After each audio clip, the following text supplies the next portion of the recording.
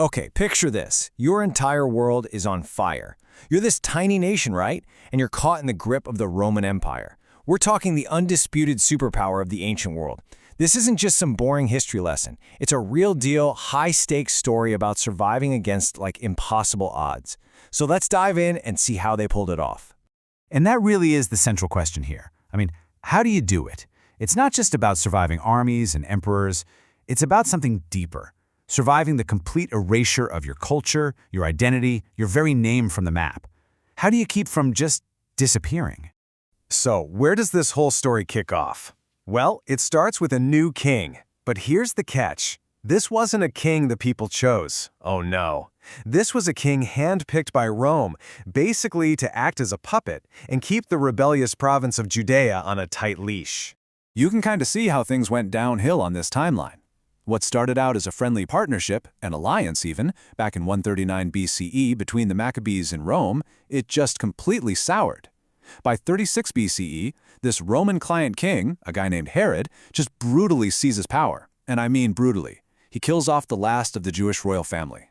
Fast forward to 67 CE, and it's not even a partnership anymore. It's a full-blown hostile Roman occupation. And that brings us to Herod himself. Man, this guy, he is one of the most complicated, just contradictory figures in all of history. Seriously, he was equal parts genius and, well, total monster. Just look at this. On one side, you've got Herod the master builder.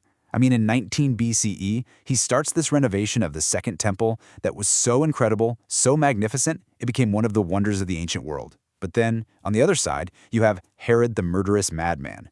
This guy was a paranoid tyrant, so terrified of losing his grip on power that he murdered his own wife, his own sons, and a ton of leading rabbis. Think about that for a second. He built one of the greatest wonders of the world while literally drowning his kingdom in blood.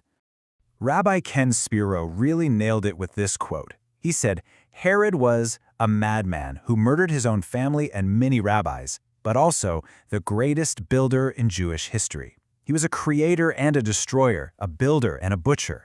It just perfectly captures that shocking, mind-bending contrast, doesn't it?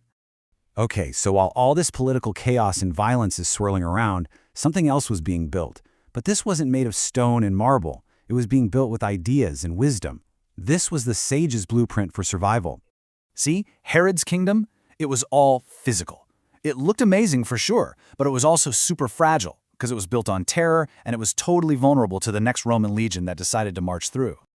But at the same time, the real leadership of the Jewish people was quietly shifting. It was moving away from kings and priests and towards scholars, these incredible sages like Hillel and Shammai, and they got it. They understood that a kingdom of stone can fall, right? But a kingdom of the mind, the shared framework of values and laws, that could endure, well, anything. So what were they focused on? They were focused on strengthening something called the Oral Torah. Now, think of this like the ultimate portable hard drive of Jewish identity. It wasn't tied to a specific building or one piece of land. No, it was this huge body of teachings and laws that could be carried in the hearts and minds of the people no matter where they went. That was the real blueprint for survival.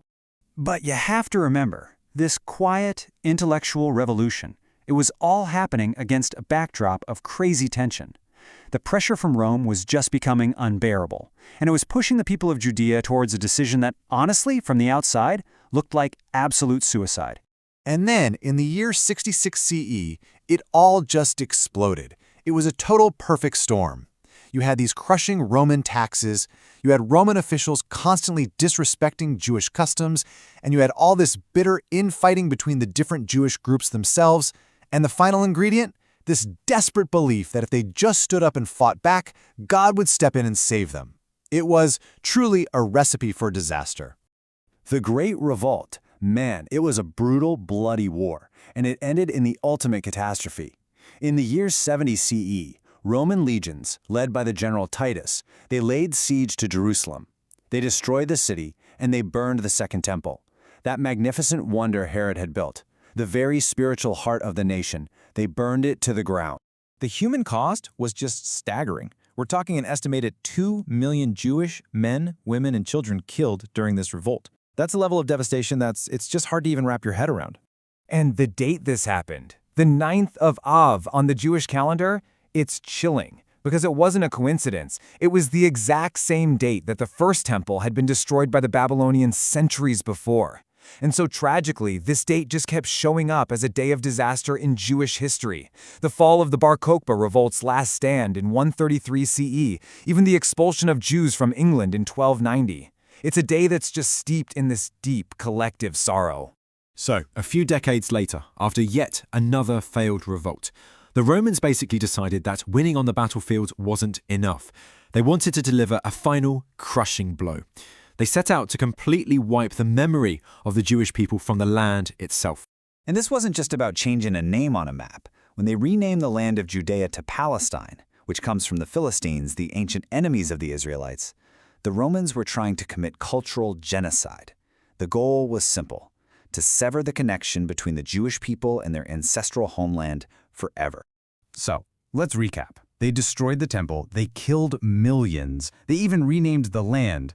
I mean, looking at all that devastation, you just have to ask the question, right? Did the Romans win? The answer, amazingly, is no. And this right here shows us why. That blueprint for survival, the one the sages had been building all along, it was activated. With the temple gone, the synagogue became the new center of the community. Instead of animal sacrifices, there was prayer and study. The priests were replaced by rabbis as the leaders. And maybe most important of all, that Oral Torah, that portable identity kit, was finally written down as the Mishnah, so it would never ever be lost. Judaism totally transformed itself. It went from a religion tied to a single place to a religion of a people, one that could survive anywhere. You know, when you think about it, the Roman Empire is now just a bunch of ruins that tourists go visit. But the Jewish people? They survived. So this story isn't just about what happened back then. It's this incredible, profound lesson in resilience. It shows that what really makes a people endure isn't buildings made of stone, it's the strength of their ideas and the unbreakable will to carry their identity into the future. It proves that even when great empires rise and fall, the eternal people endure. And that really leaves us with a final thought, doesn't it? What is the true source of endurance?